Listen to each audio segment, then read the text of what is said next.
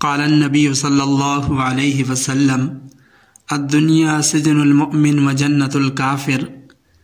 اللہ کے نبی صلی اللہ علیہ وسلم نے ارشاد فرمایا، دنیا مومن کے لیے قید خانہ ہے اور کافر کے لیے جنت ہے۔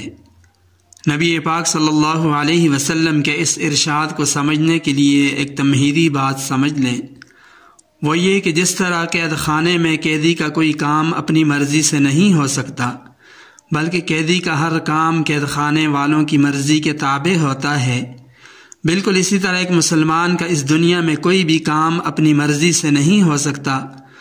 اسے ہر کام کرنے سے پہلے دین کو، شریعت کو دیکھنا پڑے گا کہ میں جو کام کر رہا ہوں اس کے متعلق شریعت کا حکم کیا ہے، ہمارے نبی کی تعلیمات کیا ہیں، ہمارے دین کی تعلیم کیا ہے۔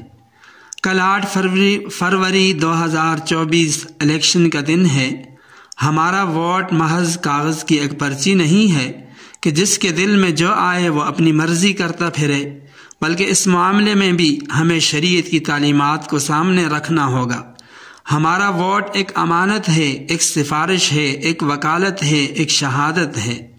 جس طرح ایک اچھے انسان کو، دیندار انسان کو، ملک و ملت کا درد رکھنے والے انسان کو، شریعت کی بالادستی چاہنے والے انسان کو، جماعت کو ووٹ دینا باعث اجر و ثواب ہے، اسی طرح ایک ظالم، جابر، فاسق انسان کو، ملک و ملت کے غدار کو، انسان کو، اسی طرح شریعت سے بیزار انسان اور جماعت کو ووٹ دینا امانت میں خیانت بھی ہے، ایک جھوٹی گواہی بھی ہے، بری سفارش بھی ہے، ناجائز وکالت بھی ہے، اور اس کے تباہ کن نتائج اس کے نامہ اعمال میں لکھے جائیں گے۔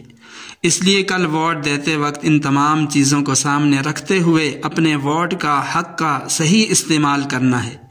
اگر اس کا غلط استعمال ہوگا تو یاد رکھیں عند اللہ آپ مجرم ہوں گے اور اس کا وبال آپ کے سر پر پڑے گا۔